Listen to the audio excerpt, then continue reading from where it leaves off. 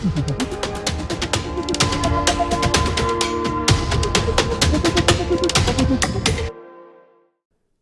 is No Name Podcast, and in this special episode, we speak with Lennart Maschmeyer. Lennart is a senior researcher in cybersecurity at the Center for Security Studies at Federal Institute of Technology, Zurich. He holds a PhD from the University of Toronto. Lennart's research examines the subversive nature of cyberpower, focusing on its operational challenges and strategic limitations. In particular, he has studied the use of cyber operations in Russo-Ukrainian war since 2014. As part of this research, Lennart also investigates the effectiveness of social media disinformation as a subversive instrument. In this episode, we also discuss Lennart's newly published book, Subversion: From Covert Operations to Cyber Conflict. Without further ado, here is our conversation with Lennart.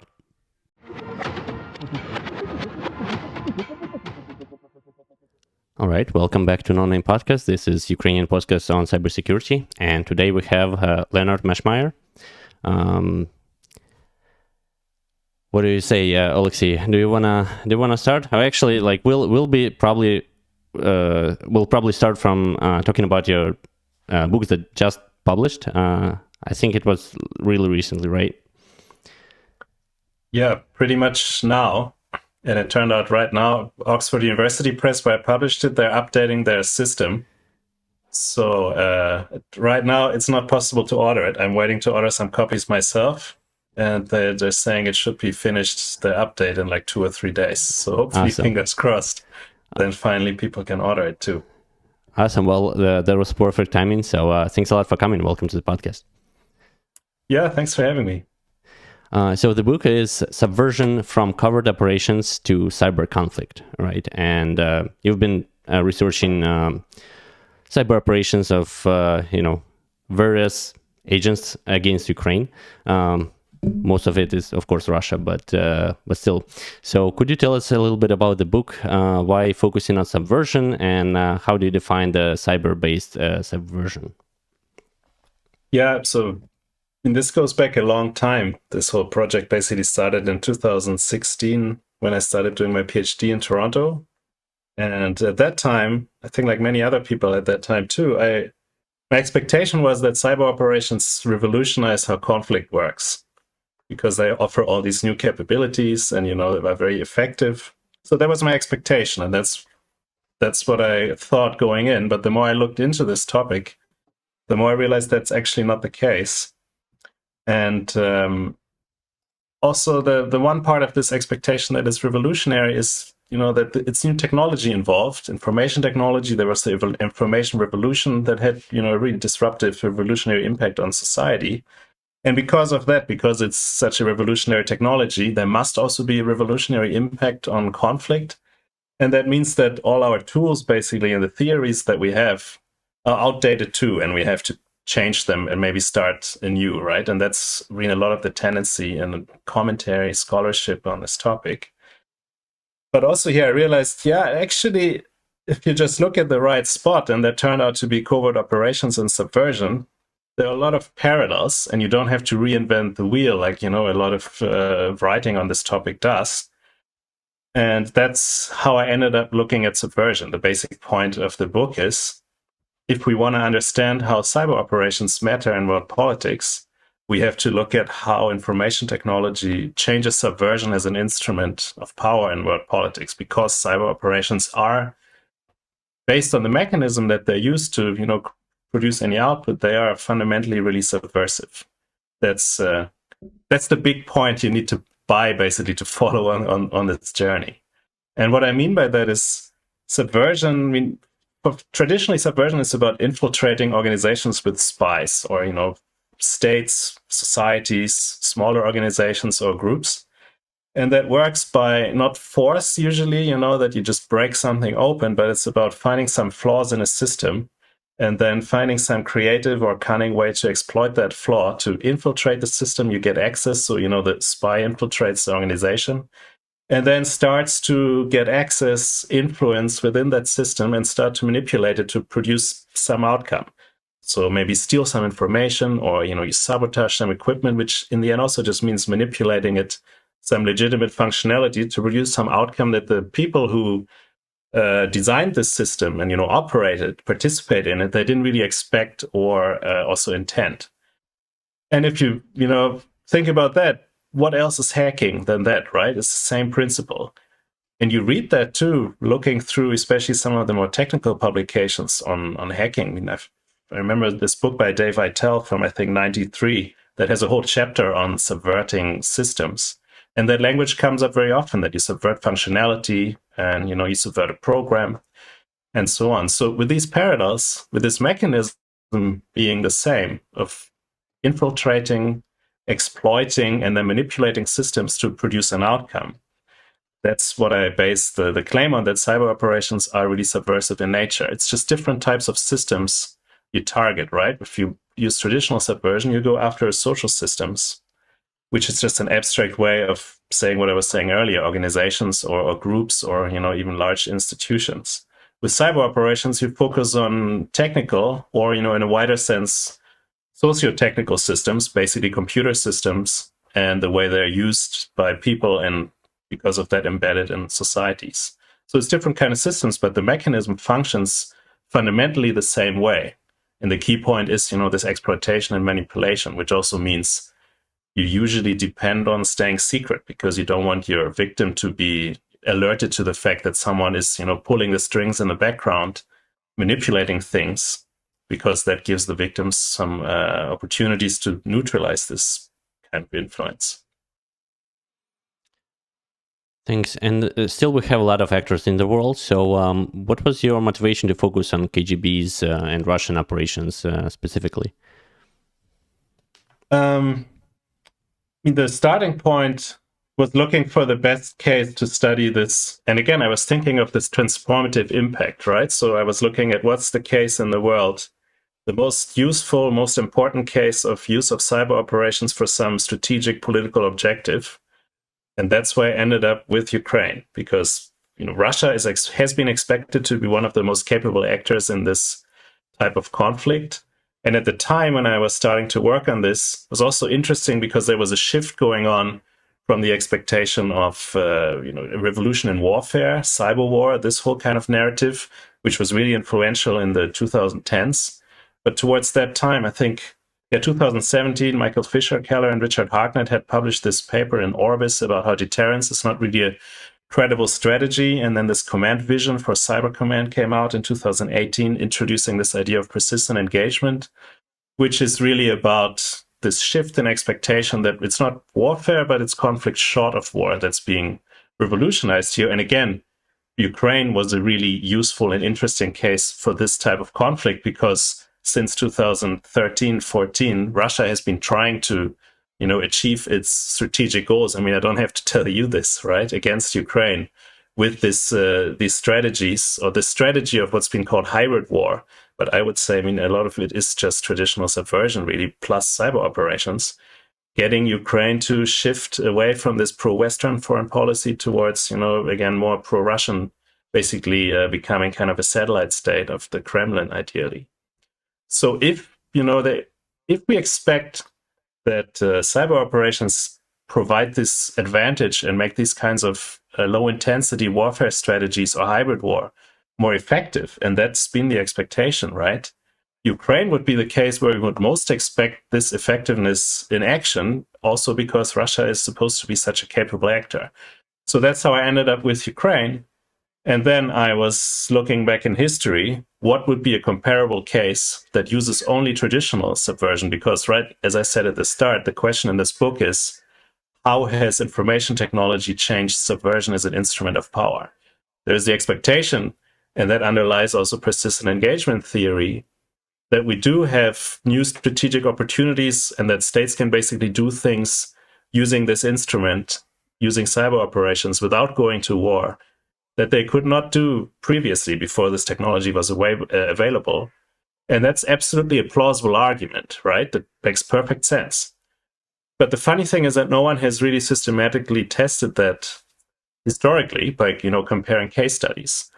So the KGB case and KGB subversion against the Prague Spring, it shows that to be as similar as possible to the case of Ukraine in, most of the relevant categories. So, Russia is involved. It's primarily about subversion. It's about a weaker state that is changing towards a kind of liberalization policy under Dubček at the time. And Russia is trying, or at the time, Soviet Union is trying to get this state to change course, but without going to war.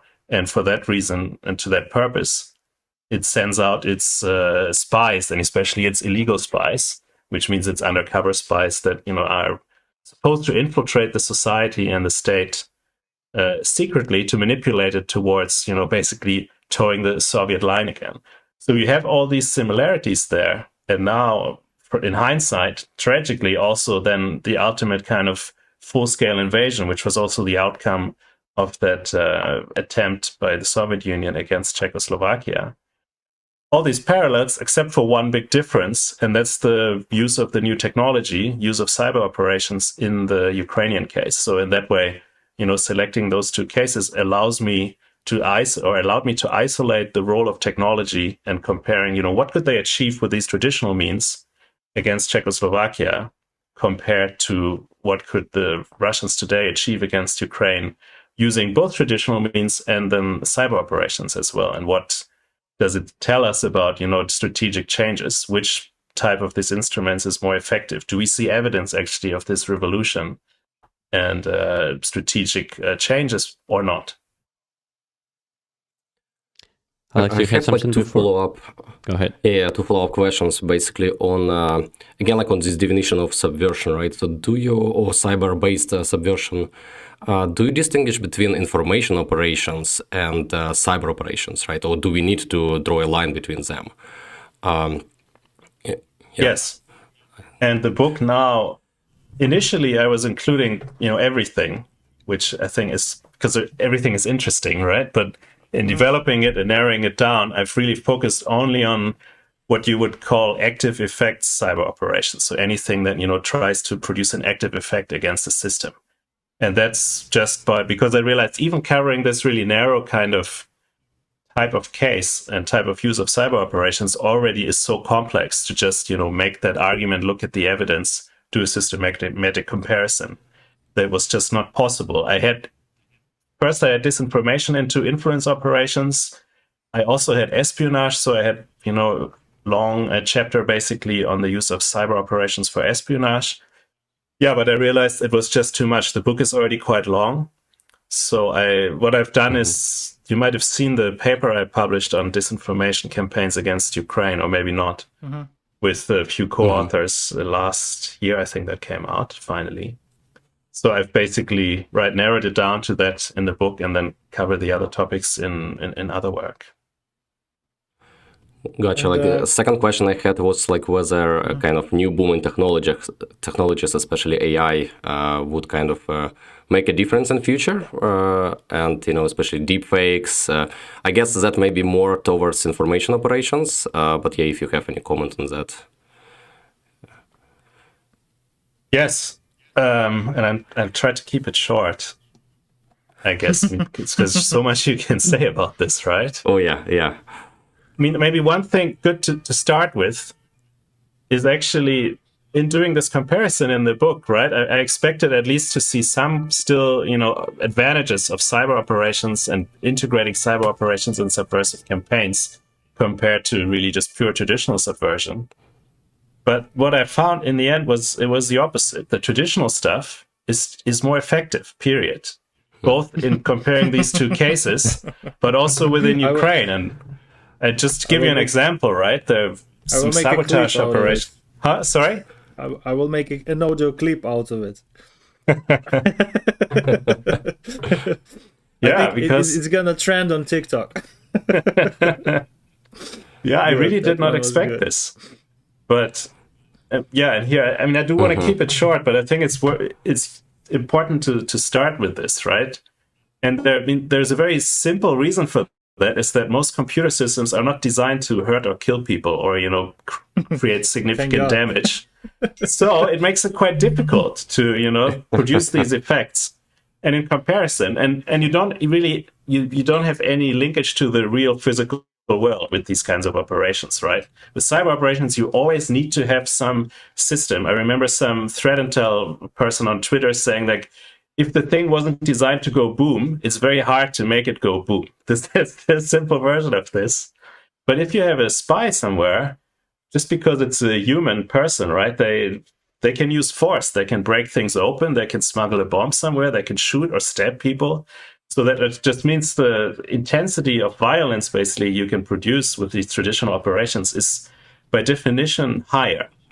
And that also means you can produce a wider range of, if more intense effects, basically, that you can with cyber operations, just by definition. And that means actually the technology puts you in a narrower kind of strategic space of subversion, which includes, overthrowing regimes, for example. You can't do that with cyber operations alone. Or manipulating policy by, infiltrating a government really high level, that you have a spy in place like a Guillaume in Germany in the 70s, who became a really high-ranking advisor of Willy Brandt. And 2-3 years into Willy Brandt's tenure as a German chancellor, was unmasked to be a Soviet spy, which brought down Willy Brandt in the end. It means over these 2-3 years, was able to influence policy at the highest level, right? You can't do that with cyber operations directly either. You can only do it indirectly by, manipulating, influencing people. So with that, sorry, longer detour, we're now at the influence operations and what changes there. And here I do think there is real potential, especially with, deep fakes and generative AI and producing content for these kinds of disinformation influence campaigns. But on the other hand, and it goes in the same direction, because the paper I mentioned that we published on influence ops disinformation against Ukraine was also looking into this question of, what's really new and what's better about social media disinformation campaigns compared to traditional media, especially TV. And what we ended up doing was tracing a bunch of narratives, disinformation narratives, through different media. So comparing Twitter and then a bunch of anonymous Telegram channels, which at the time, we did this in 2019 and 2020, were, a source of great fear that it's the Telegram invasion of Ukraine and that you have all these Russian-controlled channels that are spreading disinformation. And we compared that to Medvedchuk TV channels and did a survey in Ukraine where we asked, so, we had this list of narratives. We got that from Internews Ukraine that we knew Russian outlets were pushing, basically. And then we asked people, so we asked like 1,000 people in Ukraine if they knew these narratives, if they heard these narratives before, and if they agreed with them. And we also asked people where they got usually their news from. And then we ran this statistical analysis. And it showed that people who watched Medvedchuk channels, there was a clear and strong correlation between watching these channels, using them for news consumption, and knowing about these narratives and believing in them. But we did not see any of this correlation for social media, which was really surprised us. We did not expect this at all. In some cases, it was even a negative correlation. But then thinking about it, also, we realized that it makes sense, because if you have a TV channel, it's a centralized outlet. It's once you have that in place and you have an audience, right? Russia Today is another example, or Fox News to some extent today too. You have this audience and you can constantly push these narratives to this audience. And whereas if you run social media influence operations, in theory, you can reach, a huge audience. Anyone can be like a TV station, basically, because it's a network. It's distributed. You have, different users. So any node in the network can, in theory at least, reach the entire network. But the problem is, in practice, to do that, it's hugely challenging, because you have to build followers, right? And you have to create content that is pushed by algorithms in competition with all kinds of other content. And state actors, intelligence agencies, and especially some of the Russian ones that have really, also become famous for just screwing stuff up. I'm sure you remember the GRU agents in the UK who poisoned Skripal there, and then claimed that they were there as tourists. I think right? at this point, I think we can do the whole separate episode on these cases. Yep. But let's not detour. What caught my attention? Did you have an opportunity to read through Gavin Wild's piece from Panic to Policy, where he explores the exaggeration of media's effects in disinformation and propaganda. This correlates with what I just heard from you pretty strongly. Yeah, but funny enough, I was one of the reviewers of that paper for the journal. Oh, that's how small great. this academic world is, right? Community is tight, yeah. Yeah. No, I think that's exactly right. And to some extent, I think it's convenient for especially politicians to push this panic about social media disinformation, because it means you don't have to confront the actual crisis in the West of, trust in institutions and trust in democracy, and basically also really believe in these principles of, that these principles of freedom and democracy, liberty are worth dying for. I think that's a more fundamental issue. Of course, that's hard to confront if you can just say, "Oh no, it's the Russians. It's their fault." Yeah. Another thing I wanted to touch briefly. So it's pleasant to see that you fall on a certain side of this classification debate about what cyber activity really is. Is it like warfare or is it intelligence activity? Because subversion is apparently like intelligence prerogative normally, right? So these analogies of cyber operations being very similar to intelligence gathering and special operation forces activity, it holds. So basically, reading the book, we get more arguments pro this point of view, let's say. I meant to say consensus, but point of view. But what I want to do, what I hope the book does, is more than that, right? Because that's a starting point for analysis. If you say, hey, it actually has more to do with intelligence activity than with warfare. That is basically consensus, also persistent engagement theory. The book starts from the same premise, right? They're drawing the same analogy. But then the next question is, but what does the technology change, right? It's obviously not all the same. No one would say that, now we're exactly in the same kind of situation as in the Cold War and the intelligence competition between the East and West. There are obviously differences, and I've said a bit about some of these differences already, right? And I think we need to do much more I would think at least we need to do much more of this comparative work and looking both in history, looking at the present and also at the future. So back to the AI question, right?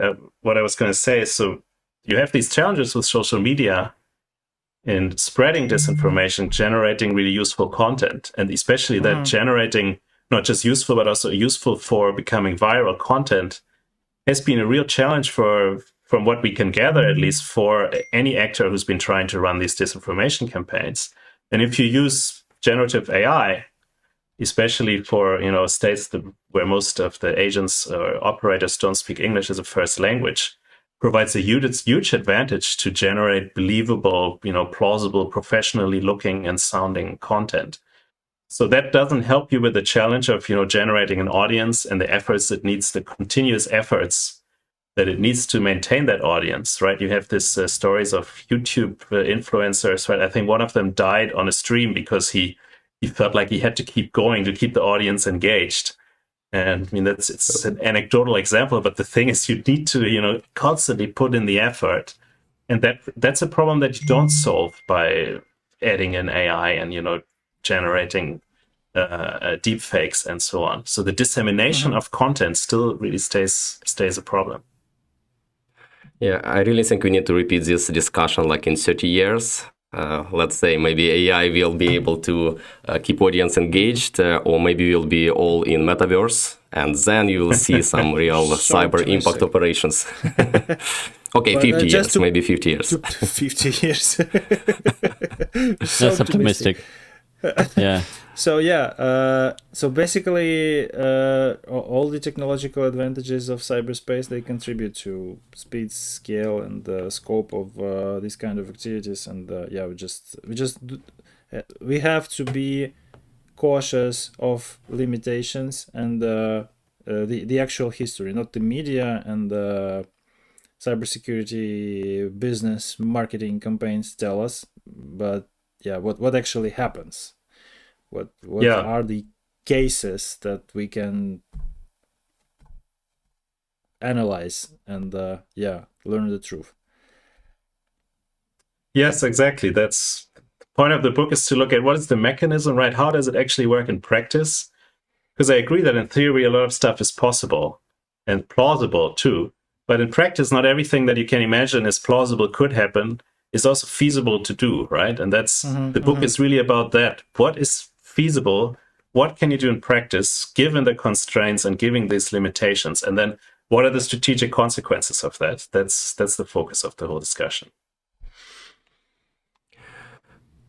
Yeah, coming back to the book, right? So you also have a chapter, right, on period of war before full-scale invasion, and that might be less studied, I would say, or at the same time, we can maybe opposite, right? Maybe we have more cases like more well-studied, right? Versus like after full-scale invasion, there are potentially many events and many cyber operations that we just don't know. And we don't know any details on them. So what was your motivation to look a little bit back in the history, and what is the difference do you see in that period of hybrid war, right, and after full-scale invasion? Yeah, I mean, that was supposed to be the book. I did not expect that there would be a war. I did not want to write about a war. I wish, that hadn't happened. It's what is scary, unsettling to me, or what was when I started revising it, because I did this comparison, right? And I kept writing about how, okay, these instruments for Russia, they didn't really work. They didn't produce the strategic value that maybe you would expect. Russia hasn't achieved its goals with these operations against Ukraine. And the same was the case in Czechoslovakia. And what happened in the end, they just invaded. It never occurred to me that the same would happen in Ukraine, even though in hindsight it now seems perfectly logical, right? So the point of the book and the point of these chapters was, as I said at the beginning, right, I was really interested in the use of cyber operations in conflict short of war, or basically subversion as an instrument of power, as an alternative to the use of force and its limitations. And in the most horrible way, now this case, as an academic, demonstrates those limitations, because Russia tried to get what it wanted with this strategy short of war. It failed.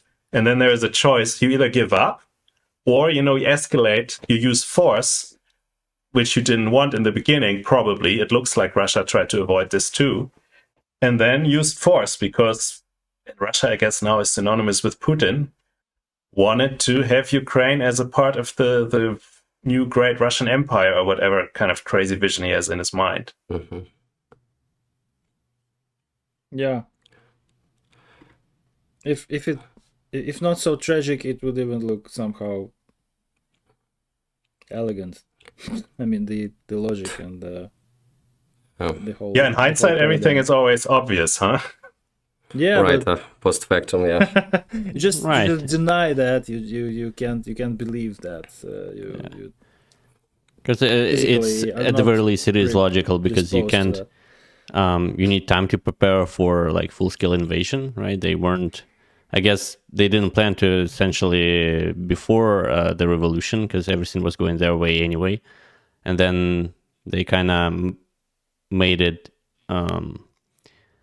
They managed to achieve to get Crimea, but the rest not full-scale invasion, and so they hindered for a while. What we call a full-scale invasion was in fact planned as a subversive operation. So no one was planning for a full-scale invasion. The mass of the force, the quality of force, was not equivalent to what it would take to successfully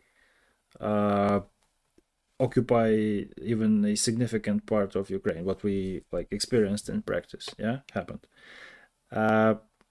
But they just planned to go in and use the combination of different influence tactics to dismantle the power structure, right, the institutions, and just do a victory parade and have the satellite back. It took 2 years literally to mobilize the economy and the armed forces and to start performing in the battlefield according to their like superpower world status, right? So yeah, even that fact, even those observations, they contribute to proposed theory. Yeah, and that's where it gets fascinating for me, right? I mean, I have the luxury of sitting here in Switzerland, seeing this all from afar. And in that context, exactly what you just said, that was really striking to me. Also, the parallels to the case of Czechoslovakia, the same expectation. I mean, the Russian soldiers were, well, the Soviet soldiers at the time, they were told that they would be welcomed as heroes, and with open arms. And that didn't happen. I found that this a KGB archive actually from the previous, or what used to be the KGB in Ukraine, right? Ukraine is a Soviet state, so they opened their archive, and I got a bunch of their documents, and it includes, I think, letters that were intercepted from Russian Soviet soldiers who say that we were told we would be welcomed with open arms. Instead, we're stuck in some muddy forest. There's no light. People throw stones at us. We also have no food. We're slowly starving. And I'm thinking of putting a gun to my head. I remember that letter specifically, but it was very much the same approach and the failure, really. And that shows the risks, the limitations exactly of subversion, right? Because it depends on reaching kind of a critical mass of infiltration and also support in a way in the victim country, by exploiting whatever tensions there are on, people's misgiving with the government. But it's extremely difficult to assess that from outside. And you add to that, and this is something else interesting, if you think about, cumulative effects, that's a term that's often thrown around also for cyber operations. But there are cumulative effects of engaging in this type of activity, not just for the victim, but also for whoever runs these kinds of operations. Something that there's an intelligence scholar called Michael Herman, he calls it really like putting a virus in your enemy's bloodstream, but that might also infect yourself, because this intelligence, counterintelligence mindset, it breeds this paranoia that you kind of sense conspiracy and deception everywhere. And that's exactly what we see happen to the KGB. They were just, in the Cold War, they were more and more focused on just hunting down traitors. And they also believed their own propaganda. And some of the propaganda was that in Czechoslovakia, people were not supporting the Dubček government, right? They wanted the Soviets to come in. Everyone loved the Soviet policies. And it was just this minority of people in the government who were trying to run these crazy human rights ideas. So the strategy at the time, and that's exactly what they tried to replicate in Ukraine, was that they had a few people that they had controlled, manipulated, blackmailed, bribed, whatever in the Czechoslovakian government, who were supposed to take control of the government just at the moment of the invasion, and in that way decapitate the government there, right? Not necessarily by assassinating the leaders, but just an internal coup. What happened, though, was that those people, they were so incompetent in Czechoslovakia that they mixed up the time, maybe the time zones or whatever, but they were too late with their attempt to do this coup with some vote in the Czechoslovakian parliament, that they missed the moment, and then the Soviet army was invading, and the moment has passed. This coup attempt failed. And we know now, right, that the Russians tried the same thing basically as part of this subversive strategy in Ukraine, that they had this, forgot his name now, some ex-oligarch, right, who was supposed to take over control of the government from within, basically. And also the expectation that Ukrainians far and wide would support Russia, because I think maybe that's a downside of an authoritarian system. People just follow the hierarchy, and no one wants to tell their superiors what they don't want to hear. So what they want to hear, what Putin wants to hear, is that, yes, everyone just loves Russia.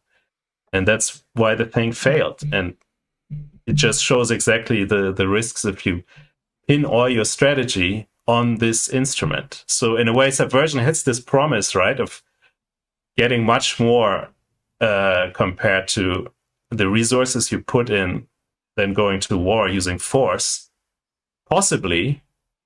But in practice, it often fails. And that's what we see in most of history. And it's similar with cyber operations. In theory, they can have huge effects. They can destabilize whole societies. They can erode support for a government, and maybe even ultimately bring about this kind of overthrow. That's also the fear in the US right now. But in practice, they also often fail because it's just extremely difficult. You need a lot of discipline and skill to, over time, coordinate these operations, stay secret, make it big enough that it can create these effects, but still small enough that it stays hidden. And to find the right balance, it's almost impossible, especially when you want to achieve, or if you want to achieve, strategic effects. And that's what's clearly evident in both of these cases. What do you think about attacks on allies, right? So I do understand that goals are much higher, right, with these cyber operations, with subversion operations, let's say like Russia against Ukraine. But at the same time, I guess Russia right now attacking pretty significantly, right, allies and all the parties that try to support Ukraine. So do they reach their kind of more of expected goals? Right, because the goals there are not invading the country, right, fully, but just to achieve some strategical, block of aid or ammunition, right, or something like that. Yeah, I mean, now we're moving from the book it's all based on empirical investigation. Right now, this is just pure speculation because I haven't systematically studied any of this, so this is just my own impressions. But I haven't seen much tangible impact from Russian operations across Ukraine's allies compared to in Germany, for example, the country where I'm from. It has just been kind of a Russian supporter, right? They have very close relations to Russia. They have been reluctant they've been basically also one of the last countries usually to change direction. I'm sure you remember how Germany first just sent helmets, and I think Zelensky was, I don't know if it was Zelensky kidding that they can send pillows, right? Instead of sending actual armed support. So if you want to explain why Germany hasn't been more supportive, I think it's that history and the ruling party in Germany, the Social Democrats, they are also the party of, traditionally closeness to Russia. So I don't have to tell you that Gerhard Schröder, who used to be our chancellor there, is now in Gazprom and has been one of the Putin-Versteher, as it's called in Germany, someone who understands what Putin is doing. There's obviously a German word for that. And so I don't think Russian... It's a single word? Yeah. And he's Putin in it. Putin-Versteher, that's the word. It just means Putin understander, if you translate it. Oh, yeah. Yeah. Mm-hmm. Literally. So if you want to explain why Germany, has been reluctant, has maintained also, and as long as possible, these close relations to Russia, I think that is the main explanation. But of course, we also see that Russia there has been quite active with influence operations, but also what I would call really traditional subversion, infiltrating government institutions, right? There were some spies uncovered in the Interior Ministry, and there's also more and more evidence of just co-optation or maybe just direct bribing or just alignment of interest between the AfD, the party in Germany, this supposedly kind of right-wing party, but that's all just, it's a populist movement, and there are very close linkages to Russia, Russian intelligence, direct support for this party and influencing German politics. So compared to the cyber operations, and there's some evidence, but it's mostly spying of Russian cyber operations targeting Germany, I would also expect that this kind of traditional activity has had much more of an impact. And we also know Russia has been pursuing this across Europe, especially also in the European Parliament, right, supporting the Eurosceptic parties and trying to split the alliance by also supporting Viktor Orban, for example. So it's, again, there are the traditional techniques, subversion plus, diplomacy and pressure, have had much more of a tangible effect from what we can see compared to the cyber operations, because really most of what Russia has been doing has been espionage. And the effects and the fear of Russia as an actor, as an actor in cyber conflict, I think that is much more a kind of Western phenomenon, the way that these operations and the effects have been interpreted through this Western lens and this fear of cyber war and critical infrastructure attacks and so on, then it's actually really a direct effect of the cyber operation itself, because it doesn't really stand in relation to what any Russian operations against Western countries have achieved from evidence we have, right? So again, there's a bunch of plausible scenarios, yes, we know that Russia targeted the US presidential elections, and we know that Trump was probably the favored candidate, and we know that Trump won. But apart from this kind of correlation there is no evidence that shows, and now it's too late to find that evidence too, that shows that there was a big enough effect of the information operations that Russia has run to, explain that that it contributed to that outcome. Or to put it differently, that, Trump would have not won without the Russian support. I think that's a very strong statement, and I know a lot of people in the Democrat Party seem to think that. Especially, I remember Hillary Clinton had an interview where she was accusing a bunch of people of just being Russian spies or turncoats and whatever. But there is really not much evidence for that. At most, it might have changed the minds of a few 10,000 people, that perhaps then changed the voting result of some state in the US, or some states perhaps, because of this system there, where it's winner takes all basically in these elections, and then the electoral college. But that again would say that the effect is really marginal, and it only made such a difference because of the polarization in the US political system. So without this, also the vulnerability of people falling prey, this tendency of the Republicans also to follow this conspiracy stuff. Without that polarization and that tendency there in the first place, subversion wouldn't really have much potential to produce any outcome, I mean.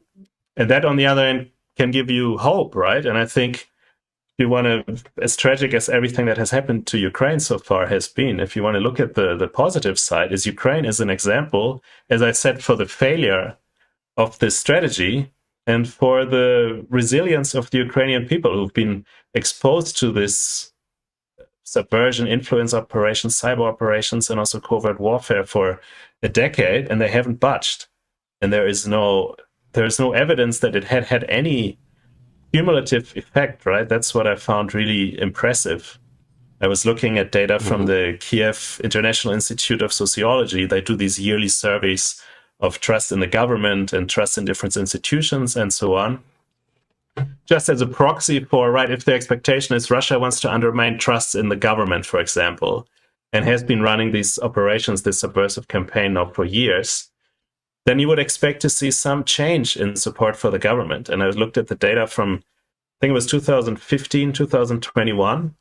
And actually what you saw, that there is an increase in support for the government in that time. It's catastrophically low. It was like 12% or so trust the government, which is really, really bad compared to most Western countries, but still it increased. So that's the opposite of what you would expect if that theory of, you have these cumulative effects is true. And on the other hand, now with the invasion, everyone predicted before that Russia would create these catastrophic cyber attacks. But that didn't happen either. But we know Russia tried, right?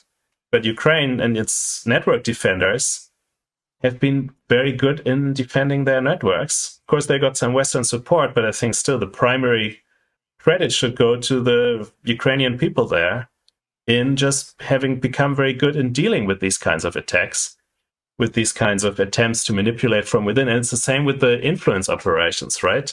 I've been enjoying looking at different Ukrainian government outlets and how they're making, and just normal Ukrainians making fun of the often very clumsy Russian propaganda. It just shows there is a way to deal with this, and it doesn't need to, there's no really need to fear it, right? It's much better to just make fun of it, as you Ukrainians basically have become very good at doing. I think this is not the first time we ask a question like how can we counter propaganda, and this is probably the first time we hear the answer is make fun of it. Yeah, I mean, sometimes, right, you especially Americans have all this, I think it's quite naive, theorizing about inoculation and you fact checking. And if you just tell, all these Republicans that it's not true and that Trump is an idiot and that he's a criminal, then they're going to stop voting for Trump. But we see, and I fear that in the next election, we're going to see also that this is a doomed strategy. It's naive, and it produces the opposite effect, because that's not how you win these kinds of arguments, because it's not about facts. It's not about who's right, but it's really about, some kind of identity in there. Of course, inside a country, making fun of the other side doesn't really work either if you want to solve, political debates. But if it's an outside country that is targeting you, and that goes to what I was saying before, right? The effect that a lot of these Russian campaigns have had. Also, I think in the US, the domestic coverage of supposed Russian influence operation had much more of an impact than the operation itself, also in generating this fear and the fear-mongering. Thomas Ritt's book, Active Measure, is a great book on the topic, right? And he makes the point towards the end, too, that if you look at the audiences that have seen the actual content on social media of some of this Russian disinformation stuff and the ads on Facebook, for example, that they ran, compared to the audience that saw it when traditional media like the New York Times covered those very images, this content, is the traditional media that amplified this campaign, far beyond what would have been possible through the social media, and also drove this fear of, the Russians are doing this. And that ultimately really plays into the hands of Russia by saying, hey, the Russians are so powerful, they can just sway elections wherever they want, and there's nothing we can really do against it. Much better to make fun of it and show how stupid a lot of this content is, and how bad, too. Oh, I don't think there is a strategic,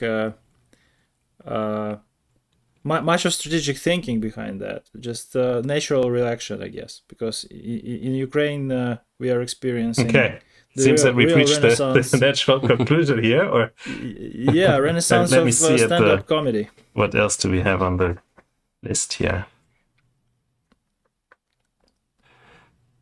Do you know what happened to Vlad, by the way? Sorry? Do you know what happened to Vlad? Actually, I think he's on. Do you not see him?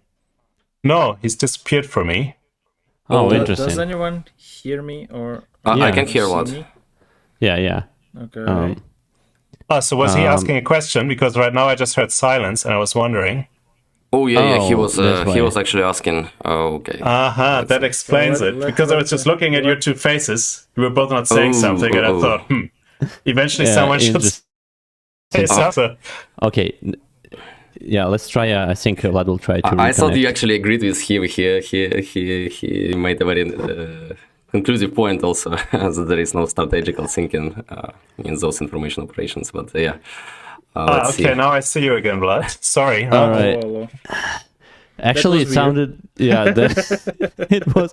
Well, we apologize for Lennart, because for him it was the weirdest, because to us it looked almost as if nothing happened, because we were listening to Vlad's question, and then Lennart kind of agreed. No, I just wanted to say that this looks like a very profound observation, and I think that there is not much strategic thinking behind this Ukrainian all-national countering of Russian propaganda in this comedian manner, right? Just what Ukrainians normally do when they face impossible odds. They just start hysterically laughing and making fun of the situation. It's just our traditional thing to do.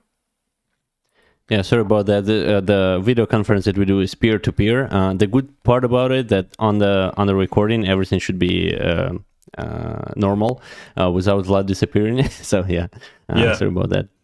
No worries. Yep. Alexei, did you have something before we move to the next part?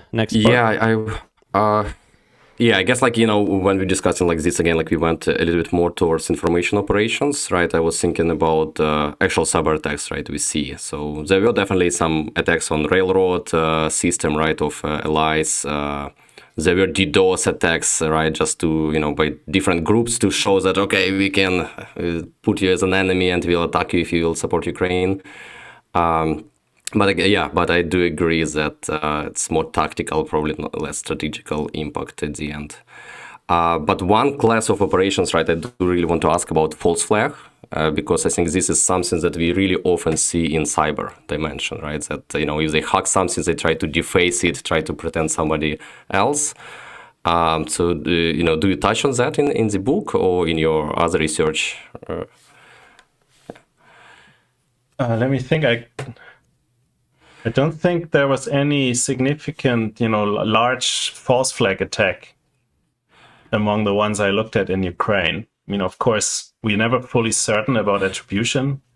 And as one of the people I interviewed told me was that it's very unprofessional to just assume it's the Russians if you don't have tangible evidence. But on the other hand, it's never going to be 100% proven until we have the sandworm leaks or something like that, right? And even then, people are still going to doubt it. But still, for most of this activity, it's pretty clear that it was sandworm or another Russian operation or a Russian unit. But I am talking about sandworm. Actually, right now I'm working on a paper with Silas Cutler. He's an American threat intel, or basically, I think he's more of a reverse engineer. We together are looking into sandworm as an actor and what we can and cannot know about threat actors as an entity basically in cyber conflict, because this whole field of study, but also mostly the industry, is around building kind of a catalog of threat actors and what they do, what their capabilities are, and what their motivation is and what isn't, based on only technical artifacts they leave behind. And you kind of reverse engineer this group of humans only from the traces they leave behind. So in a bit, it's like archaeology, where you just find a bunch of bones and then you think about, what were these people doing, right? But that means that we have quite a fundamental level of uncertainty about what these actors are, what we can and cannot know about them. But that the industry and the models that are used, like MITRE ATT&CK, for example, right? Or especially that one, because that's about building this catalog of threat actors and their capabilities and their motivation, blah, blah, blah. So you can identify activity, and then you can map it onto, what you know about these different actors. But the thing is that these groups change, right? Sandworm especially has transformed from basically a criminal or, very influenced by criminals group to one of the leading state-sponsored espionage, sabotage, subversion, and so on groups. And the question is, what is still the same of this group over time, right? And the other flip side of it is, the problem is, with this expectation that you have, these given actors with given capabilities and a profile in general, that opens up the possibility for exactly the kind of false flag activity. And that's the Olympic destroyer case, right, in 2018, where Sandworm targeted the Olympic Committee. But they used, and on purpose, they used some of the tradecraft of, I think it was Lazarus, one of the North Korean threat actors, and especially some of the cybersecurity firms that focus much more just on the technical activity rather than looking at kind of the wider political picture. Their interpretation was like, this must have been North Korea. So the thing is, right, the way this is done in the industry really kind of provides opportunities for actors to exploit the whole approach to studying what these different hacking groups do, and then plant evidence that then links it to other groups. And what we're trying to do in this paper is come up with a different way to track them, basically looking at identity as a evolving concept, rather than thinking that we have this given thing, which is the threat actor, and the more information we can add to the picture, the more complete it becomes, which works in the natural sciences, but doesn't really work in the social sciences, especially if your opponent is, actively trying to fool you, which is the nature of intelligence activity. But on the other hand, it's pretty obvious that just strictly in terms of international law, right? There is technical attribution and there is political attribution. Technical attribution is hard. Political attribution is very simple, because it's basically just a political act to just say that, it's, I don't know, Russia benefits from it, so most probably it's their stuff. But if we look at it from like more, I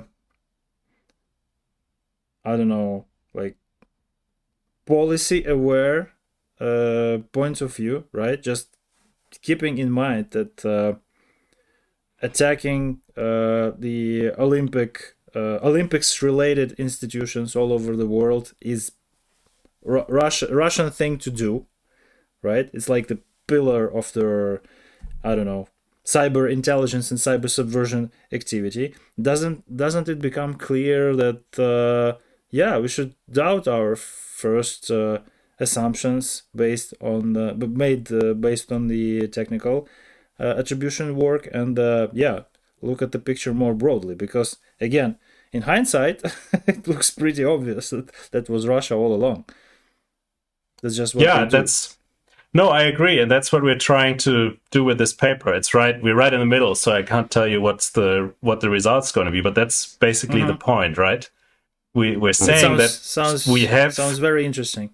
We have very well established models for the technical side of things, but once it moves into the political, often what it boils down to is someone saying that we assess with high confidence that this is Russia because it looks like it is, would be something that Russia would do, but there is no really systematic way to assess it, and there's also not really a systematic way of saying that, why do you make this claim based on what kind of evidence, right? So distinguish between this is just a wild guess, this is a probable thing because the evidence kind of aligns with this and this and this part of the activity, this and this and kind of evidence align with it, or, is it almost certain thing because we have basically smoking gun evidence that ties this actor to this kind of activity.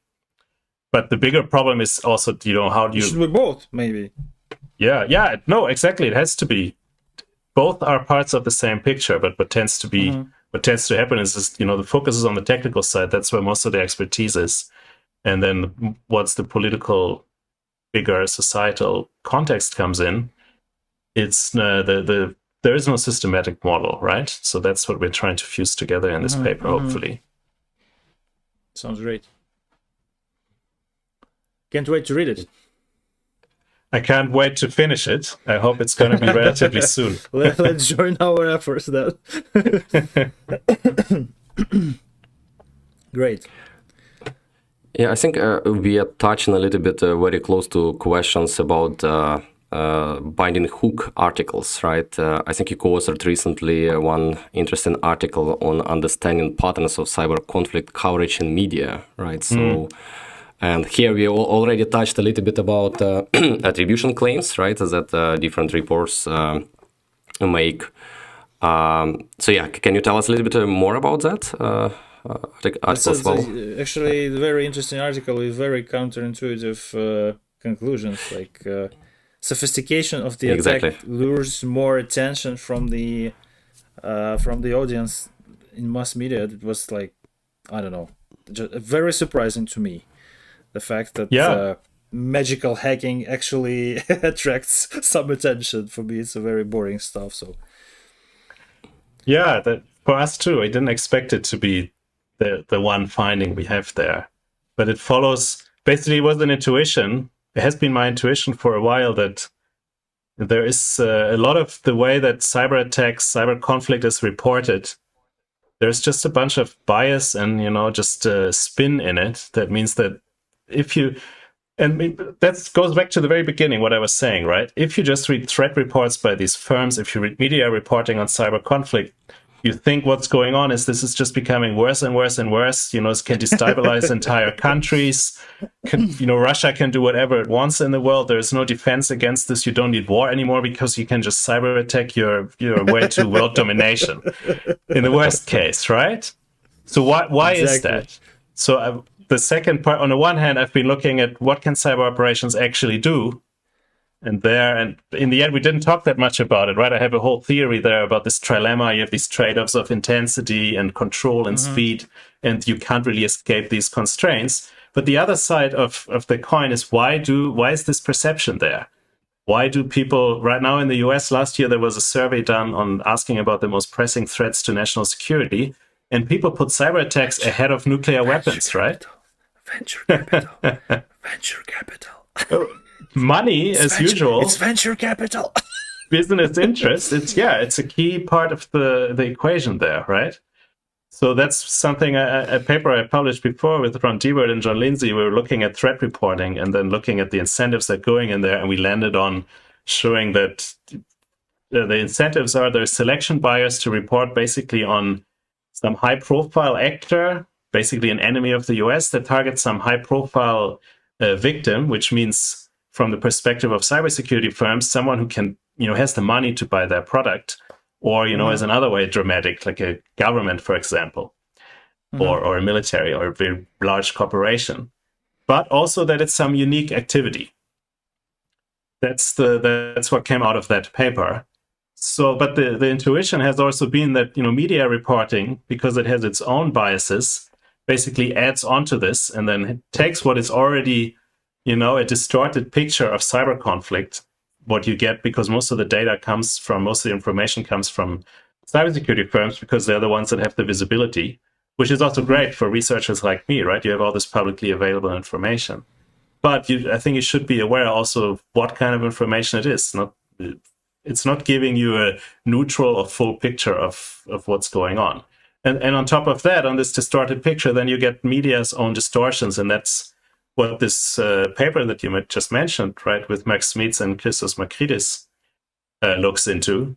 And the title alludes to this bias, right? The title is "If it bleeps, it leads," which is just a allusion to the principle in media: if it bleeds, it leads. So the more violent some attack is, the more coverage it tends to receive. So what we tested is, and there's a bunch of research on conflict coverage, where you have a very clear correlation between the more intense the violence is, the more intense the effect is of some either political conflict, but also protests or terrorism, the more media attention it tends to generate. And there were other factors too, like the proximity to the audience. If it's very close to you, obviously close to also the media organization, both geographically but also culturally, linguistically, and so on, then it's more likely to receive the coverage. So we used those variables in that we know influence or correlate at least with coverage of conflict, conventional conflict, and we looked at coverage of cyber conflict to see whether those same variables correlated with coverage, but we added in 0 days as a proxy for sophistication, which basically would be the uniqueness, right, that I already found in the previous paper. So the proxy here is the number of 0 days, and we had put together a data set of threat reports so we could code them, since they usually mention directly whether and how many 0 days are involved. And to our great surprise, we found that none of the variables that are known to correlate with media attention, basically to also, you would expect, generate attention in conventional conflict, none of them do so with cyber conflict coverage, but rather it's just whether, the number of 0 days, basically the sophistication, whether it's something unique and new and cool in a way.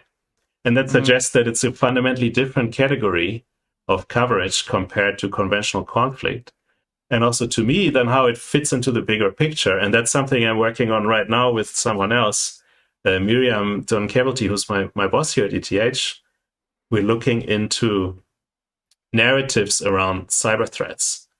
And to look into the question, how come, Americans think nuclear weapons are less dangerous than cyber attacks, when we have no cyber attack that has created any effects like Hiroshima, right? So it seems to be that this is really, that's the intuition, but that's also what the paper we already published suggests, is that the coverage is not about effects. It's not important what the effect is, but what's important is that it's a new technology and, in a way fits with this idea of what's possible with this new technology, right? So you can imagine a lot of possible scenarios that could happen. And so now we're looking into what kind of narratives, and again, we're looking at coverage on Ukraine. So we're running a sentiment analysis of news reporting on cyber conflict in Ukraine over the last 2 years to see how fear sentiment has developed, and also attention, how many articles have been published on the topic. And it's really interesting. So the result we already have is that you see these spikes in fear, but not in attention, where you just have a few stories that just push some narrative of, okay, so the cyber war has not happened, but it's going to happen soon. Russia is preparing its next offensive. I mean, one of them was a Microsoft report that could track it back to, right? So not finished the project, but it's pointing towards this narrative of, it's a new technology, makes a lot of things possible, and it's just going to get worse in the future. And we have already seen this and this and this, and even if it didn't really produce any significant effect now, imagine what kind of terrible effect it could produce in the future. And then you get the panicky coverage on, don't know if you saw, there was a water treatment plant in the US where there were some, I think, elevated chlorine levels or lye, which I think is basically chlorine in the water that could have poisoned a lot of people. And that was reported as a big cyber attack. And there was a whole response, right, from the whole national security apparatus in the US, and the CISA got involved and said, here, this shows the vulnerability of critical infrastructure. And the Russians, this is going to be the end of the world as we know it. You have that book from Nicole Perlroth that tells you that story, the Netflix movie that, has now put it into images.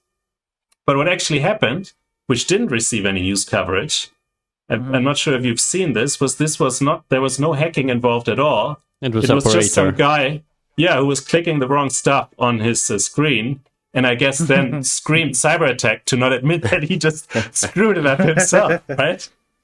Another that didn't really get the reporting. Another news story is going around now. Did you hear about this cyber army of Russia attack on the French hydroelectric dam? No, I haven't seen that one yet. Yeah, so there is a video where they messing with some industrial control system, and trying to make up a big story out of it. But in fact, it's Andy Greenberg just tweeted about it. So it's a small water mill in a village of 300 people. So yeah, but imagine if it was, no traces, a town of 2 million people here, but still. Also, another problem is like when news outlets then correct the story or like withdraw it or whatever, it doesn't get nearly as much coverage as the original story. So even if they kind of in hindsight do the right thing, it doesn't really change the effect because the effect is already done. What I think about it is we are not taking into account the imaginability of certain effects. So. I think that people are attracted to concepts and paradigms that manifest themselves in real life somehow. Yeah, so there is something going on in the universe, but they simply cannot imagine how it happens. So nuclear war is pretty much imaginable. It's like unimaginable on its like scale and effect if it happens, but it's pretty much understandable, comprehensible stuff. Yeah, the 100 years old technology.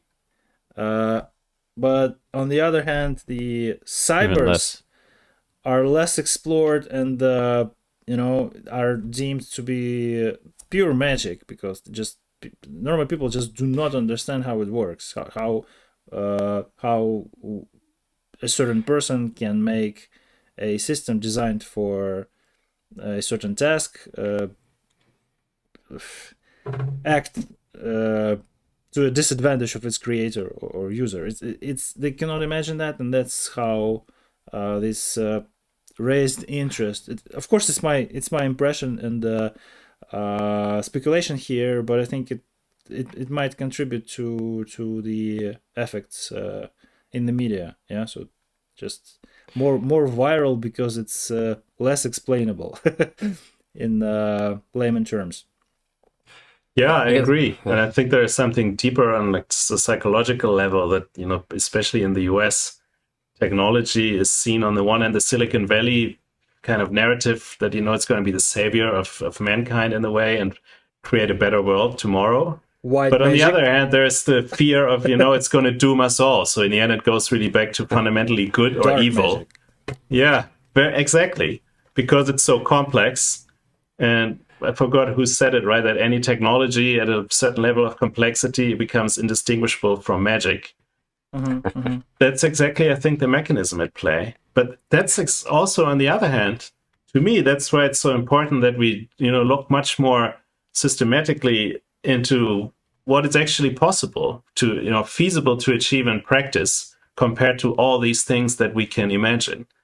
Because the point of this book is not that, or my research in general, that this doesn't matter, right? It's not that, oh no, you should just cyber a conflict. It's just, it's bullshit. It's ineffective. I mean, there are a bunch of academics that argue that.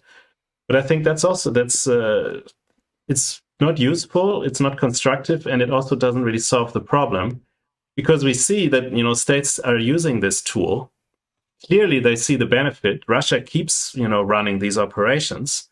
It doesn't need to produce some strategic revolution to be a useful tool. And I think the problem with a lot of the debate is that it's either, okay, this is going to be the revolution in cyber conflict, the revolutionary cyber war. It's going to achieve some kind of strategically decisive effect.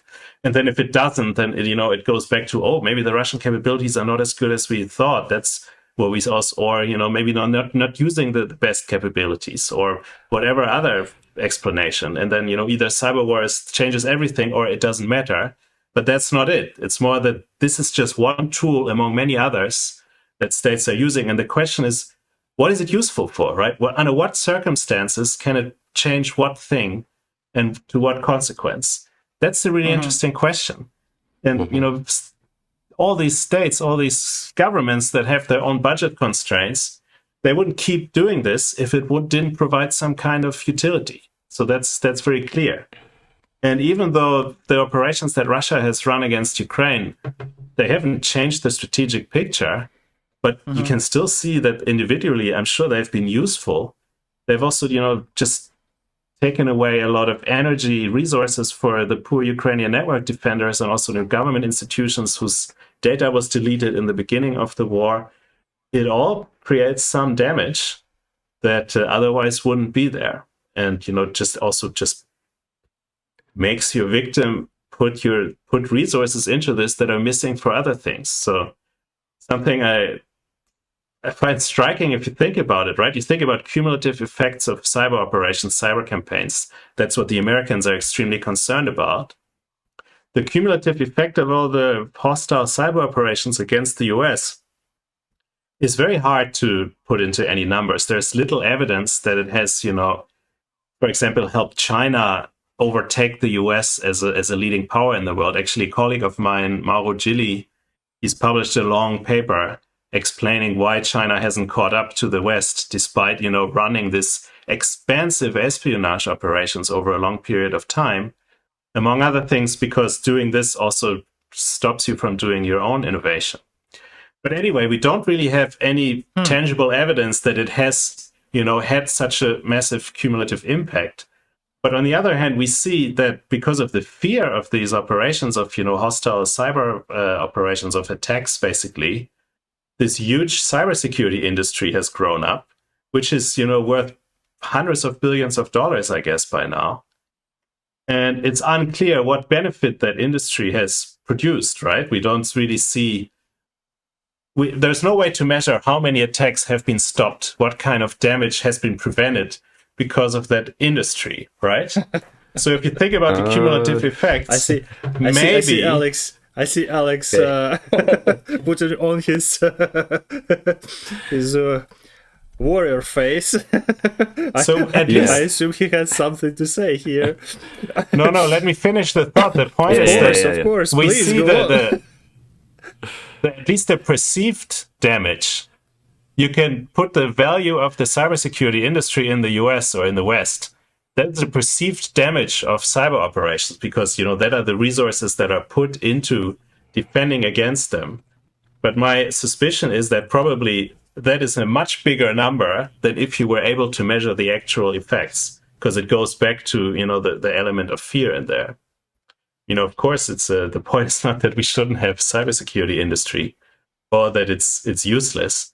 The point is more that the challenges of measuring the effects of all of this, right? How, if you have like 10 years and you want to isolate what is the effect of cyber operations, like in the case of Ukraine, when so much has changed over those years, how would you even measure it, right? If the only way to measure the impact of cyber operations is over the long term in this kind of erosion campaigns, when so many other things are changing, governments are changing, economic situation is changing, geopolitical situation is changing, there's more technological innovation and so on. How do you then isolate the impact of cyber operations, especially since we know from the evidence that we have that the impact is relatively limited, right? It becomes a really significant problem. Sorry that I don't have the solution here, right? I'm just thinking here as an academic. I think there is no solution here really, but the net result of if all we've been through, innovating, building the industry, building the community, creating the opportunity for threat intelligence as a separate specialization in the industry to like be born and develop, brought us to our ability to stand resilient and matching the Russian effort to destroy our internet, really, right? Our digital infrastructure. Then I think it's been worth it to some extent, right? So I don't think it was like it clearly wasn't very economically effective, but it was fun to do, right? So the industry has grown to a certain state, and this state allowed us to be armed with the defensive mechanisms, technology, body of knowledge to withstand a systemic and strictly directed effort of a superpower that is considered to be one of the major cyber players. So I think, yeah, in the end, it was quite a good use of our time and resources, like as a global industry. So that's great, because I like to make that point too. And in that context, right? If you think about the cumulative effects on Ukraine, it's exactly that. Exposure to these Russian attacks over a long time has made Ukraine very good. Ukrainian network defenders has trained them basically in responding to this kind of activity and being more effective. So if that's a cumulative effect that we can clearly measure, I think that's one of the most visible ones, right? Then maybe they're not that useful in the long run, because it seems that in the end, the advantage is more on the Ukrainian side in that context. That's quite an interesting dimension to this. Or maybe just cumulative effects, they are characteristic to defensive cyber operations too. And in this case, this like accumulation on the defensive side was just larger than what the Russian offensive cyber operations tried to achieve. Yes, I think it will be very hard to split, right? I think, it's kind of combination of both, right? Tools that you use, people trained, I guess, it would be very hard to measure impact of each. But, just being on the defender side, something I wanted to add is there is definitely should be like a kind of good balance, right? Because I do see technical articles, right? Okay, we can separate media, which makes lots of noise, which, may be misleading and so on. But there is also kind of, noise inside technical community, right? Of security researchers, defender industry and so on. And if there is like new technique and you publish kind of report and blog about it, and you try to kind of definitely try to advertise the story. And I think in academia, honestly, my experience that when you publish a paper, even if it's academically correct, you still want to kind of sell it, right, to reviewers. Here it's kind of, I see very similar analogy, right? And why it's useful, it's again, other kind of defenders also will be able to analyze this tactic, add protection. Protection will spread to different customers of each vendor, right? So I do feel this kind of useful kind of avalanche or cumulative effect at the end. So there is definitely kind of some balance, I would say, but at the same time, I agree that I see, some FUD, right? It's what we already mentioned, I guess, is fear, uncertainty, doubt, kind of marketing reports. Definitely, there are many things like that. There are also many neutral, honestly, very neutral CTI, like cyber threat intelligence reports, as well, that honestly kind of it's another kind of end of spectrum, which also kind of bothers me a little bit, because sometimes it's, not right timely publications at the when there is like war going on, right? For example, they didn't share some IOCs right in advance, or they analyzing some actors that they're not certain about attribution, so maybe it's better to just not make it public yet, right? Which may affect actual war at the end. So I see like also problems on different spectrums, or some CTI reports they cite Russian cybersecurity companies, right? Which for attribution questions, which come on, maybe not that that right at this moment, or they call Ukraine as conflict, right? It's not like a Russian-Ukrainian war; it's a conflict. So it looks like a report is about cyber threats, but you don't understand the information part, and making this conflict not a war is also part of Russian propaganda at the end. So it's kind of several thoughts. Just from defender's perspective, I don't represent any company at this podcast, right? So just to make it clear, Well, did you want to cover something? One more thing? I think we're quite over time already. So. We are running out of time, but I'm not sure if you felt like. No, thank you very much. I have a question for a friend. Happy with what happens. So Lennart, just like very quick question for a friend of mine, right? Like, so if you want to do PhD in kind of this such topics, right? It's not about practical cybersecurity; it's more about strategical, I would say, right? So any hints you will give, right? Also, kind of like what skills, what experience is useful for such research? Well, that's a good question. It's not one that I think, answer universally, because I only can talk. I know my own experience, right? And I came into this not knowing much about this topic. I just decided this is an interesting topic if I want to do a PhD on this. There were no courses about cybersecurity. I had to teach everything to myself. And I was at Citizen Lab in Canada, which is, mostly the techies who think social science is basically bullshit. And that's the challenge was there, right? Which I think was quite good to show why social science is not just bullshit, put it in those terms. But that kind of continued, right? And I think what's really, if you want to do a good PhD in this field, is to find the right balance between, understanding the technical side, or if you come from the technical side, engaging deeply enough with the social science side. So, I often see also people who are very good technically, who then, pick up some random concepts from international relations or political science and, try to build an argument from that, but don't really deeply engage with it. And that ultimately, becomes a big weakness of the argument that you develop with that. And to me, to some extent, it also explains why there is this tendency to just say that, this is all new. It revolutionizes everything. That's, if you don't really look carefully at what's already there, it's very easy to say that this is all new, right? It's all new to you. Yeah. So my advice would be to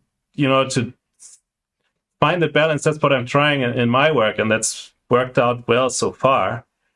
Is to try to understand, for me, since I'm more on the social science side, to understand and also seek the engagement with the technical people. When I was in Ukraine, I was also interviewing mostly the tech guys, and many of them told me that what I'm saying or thinking is bullshit, that I don't understand anything. And that's fine, that's sure. I don't understand everything on the technical side. I don't know how to write malware. In Ukraine, you would hear that even if you would understand everything.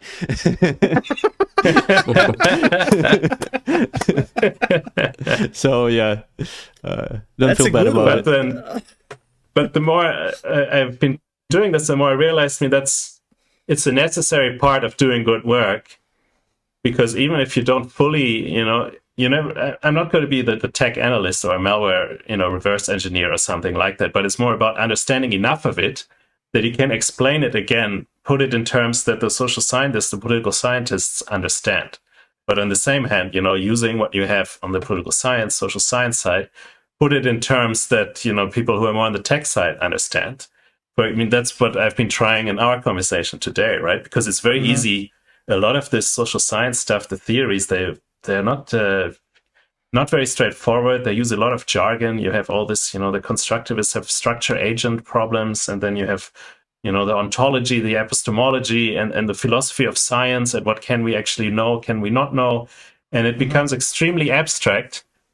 and you lose the connection to the actual problem that you're trying to explain, right? So you have different tools to explain a problem and make use of them as much as you can. And by definition, this is a problem that's about technology and politics, at least from the angle that I've been looking at. Of course, economics are involved. Psychology, we talked about it, right? Communication to a large degree too. So whatever angle you can take at, this kind of problem, and the problem being, how do cyber operations matter in the world? Wherever you can combine, fields to say something original, then it's going to become a good PhD.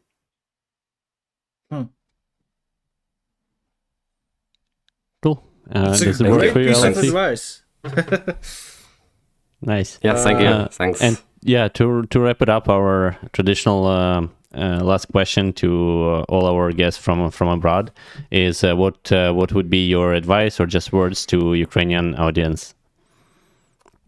I think what I would say to the Ukrainian audience is just to keep doing what you've been doing, right? I think Ukraine has been, to myself, I have to say, this experience of going to Ukraine in 2018, it's been one of my life-changing experiences, because I knew very little about Ukraine. I was very ignorant before I came. I just knew it's a post-Soviet state. I had very little expectations. But I usually also don't want to load myself up with expectation if I go somewhere new. But what absolutely struck me was, in the West, I said something about this earlier, right? Most people have lost just trust in our institutions. Not many people really believe in freedom, democracy in a full-hearted way, right? If people talk about this, it's more of an ironic, cynical way. And in Ukraine, talking to people there, I realized, I talked to a lot of people where it was clear they deeply believe in the value of freedom. It's a whole country that's fighting for freedom. And that, for me, was extremely inspiring in realizing this is how it can be, There are people who are willing to die for these ideals, and now horribly, Ukrainians are dying for these ideals every day. And I hope that this becomes something that helps Ukraine win. It looks like it will. And despite all the setbacks, I am confident, I'm hopeful that Ukraine is going to prevail in the end, because whenever in history one side, had ideals to fight for like this and deeply believed in them, that side has tended to prevail, at least in most of the conflicts, even if it was extremely one-sided.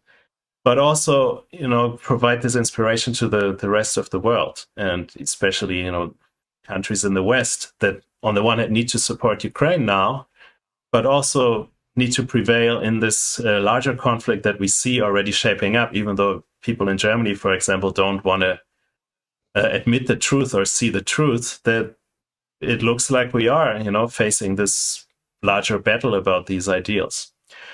So no advice I would feel I can give to Ukrainians, because to me it's been the opposite. I learned a lot from just being in Ukraine, and everything that has happened now, and the way Ukraine has, surprised a lot of these commentators, analysts in the West who predicted that Ukraine would fall within like 3 days, has also confirmed that impression at the time.